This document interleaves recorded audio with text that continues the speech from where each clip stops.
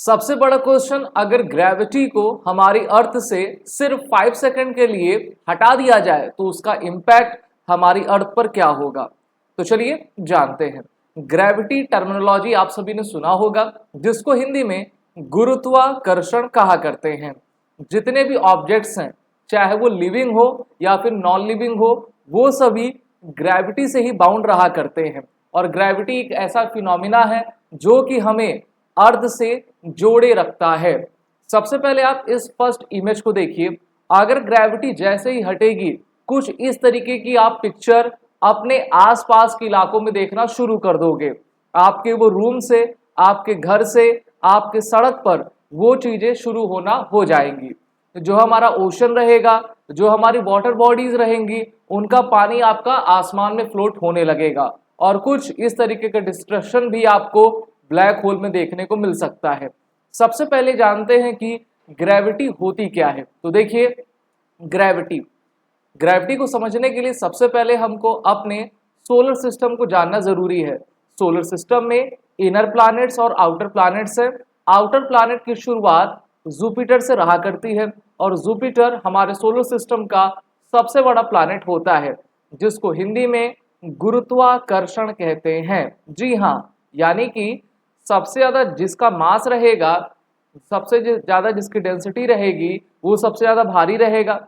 और अगर आप सेंटर में सबसे एक तरीके से भारी वजनी ऑब्जेक्ट को रखेंगे तो वो पूरे ऑब्जेक्ट को अपने तरफ खींचेगा। तो इसीलिए जो गुरुत्वाकर्षण ग्रेविटी का कॉन्सेप्ट है वो जुपिटर से ही आता है। इसी के साथ मैं आपको बताना चाहूंगा कि 5 सेकंड्स के लिए अगर ग्रेविटी को हम हटा दें तो उससे क्या क्या चीजें आपकी हो सकती हैं। सबसे पहला, एवरीथिंग बिकम्स वेटलेसनेस इंस्टेंटली, यानी कि तुरंत उसी समय जितने भी ऑब्जेक्ट्स हैं वो वेटलेस फील करने लगेंगे। ऐसा लगेगा कि उनमें कोई आपका वेट है ही नहीं है। बिल्डिंग्स, कार्स, ये सभी आपकी फ्लोट होने लगेगी, हवा में उड़ने लगेंगी और कोई भी ऐसा फोर्स नहीं रहेगा जो कि उसको अपने तरफ आपका पुल करे। यानी कि ग्रेविटी क्या है? एक पुलिंग फोर्स है जो कि ऑब्जेक्ट को अपने तरफ खींच कर रखती है। और जब भी हम सर्कल लेते हैं तो सर्कल का जो सेंटर रहता है वही उसका सेंटर पॉइंट ग्रेविटी आपका कहलाता है।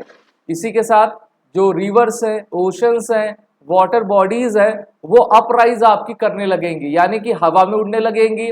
जो हमारा एटमॉस्फेयर रहेगा, वो एयर जो रहेगी एटमॉस्फेयर से वो स्केप करने लगेगी, बाहर जाने लगेगी।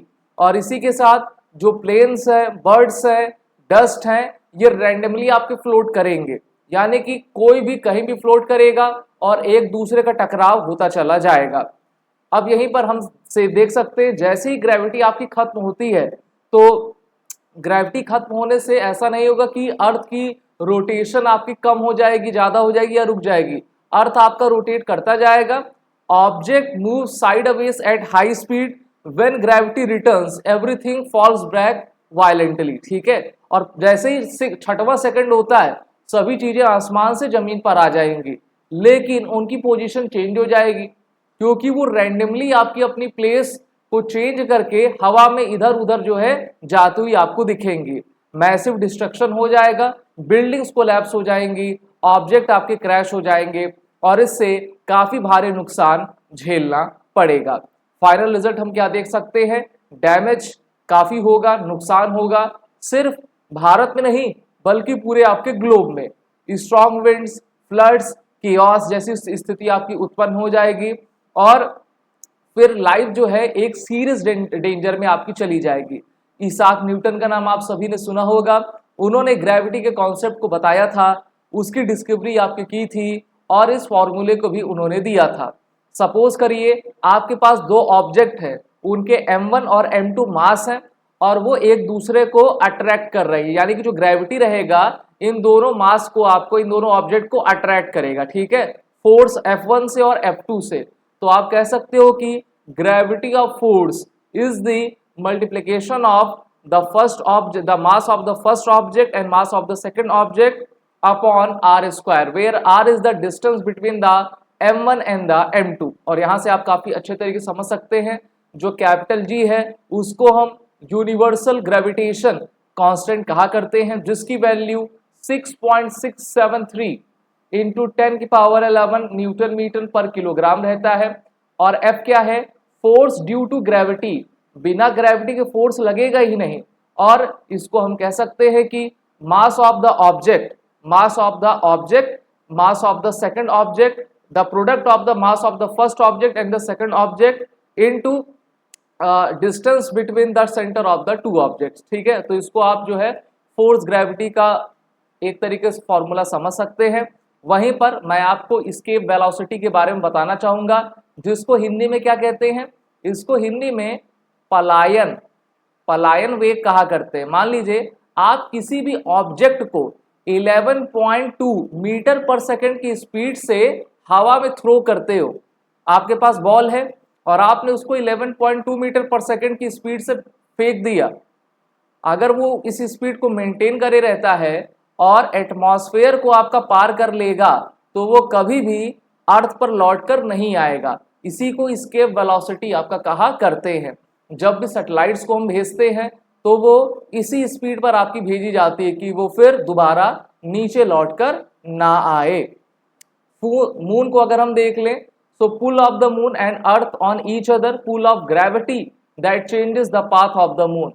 मून जो आपका लगातार रोटेट करता रहता है, रिवॉल्व करता रहता है हमारे अर्थ के चारों ओर, वो काफी हमारे ग्रेविटी पर प्रभाव डालता है और ग्रेविटी के कारण ही वो अर्थ के चारों ओर आपका घूमता रहता है। इंटरेस्टिंग फैक्ट्स क्या हैं ग्रेविटी से रिलेटेड? तो ये देखिए, ग्रेविटी सभी जगह है। Every object with has mass has gravity even you. ऐसा ऑब्जेक्ट जिसका मास है उसमें आपकी ग्रेविटी वर्क करेगी ही करेगी। और ग्रेविटी क्या है? एक फोर्स है जो कि हमको हमेशा बांधे रखता है, खींचे रखता है। इसके साथ discovered by Isaac Newton the famous apple story led to understand gravity.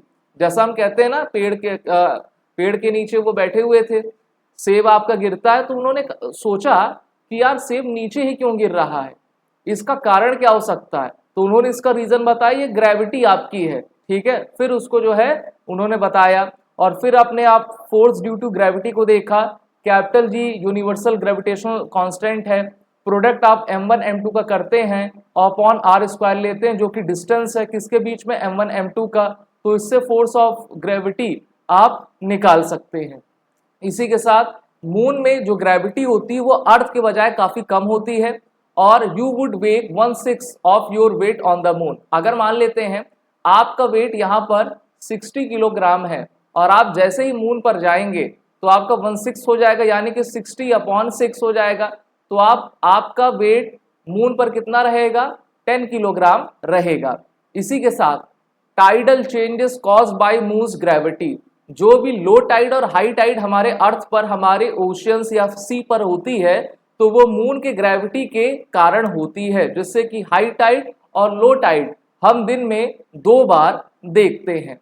इसी के साथ astronauts feels weightless in space, astronauts are in free fall not zero gravity. बहुत सारे लोग कहते हैं अरे स्पेस में तो ग्रेविटी रहती नहीं है, ऐसा बात नहीं है। जो एस्ट्रोनॉट्स रहते हैं वेटलेस फील करते हैं, वेट काफी कम हो जाता है लेकिन जीरो ग्रेविटी वहां पर नहीं रहती, कुछ ना कुछ आपकी रहती है। Black holes have extreme gravity, और यहां तक कि पूरे सोलर सिस्टम को, पूरे यूनिवर्स को और इवन लाइट को भी ये एब्जॉर्ब करने की शक्ति रखते हैं, ताकत रखते हैं। Gravity travels at light speed, changes in gravity move as fast as light according to the relativity. ठीक है, सापेक्षता का सिद्धांत आइंस्टीन ने दिया था, उसी के उसमें कहा गया है। ग्रेविटी कीप्स एवरीथिंग टुगेदर, यानी कि ये होल्ड करी रहती क्योंकि ये पुलिंग फोर्स है तो सभी को एक साथ रखे रहेगी। जैसे हमारे प्लैनेट्स हैं ऑर्बिट्स में जो आपका मूव करते हैं, मूव अराउंड द अर्थ हैं, जैसे हम हैं अर्थ पर चलते हैं ना, अगर ग्रेविटी नहीं होगी तो हमारा पैर जमीन के ऊपर चला जाएगा, हम हवा में तैरने लगेंगे। तो इसलिए ग्रेविटी बहुत इंपॉर्टेंट है।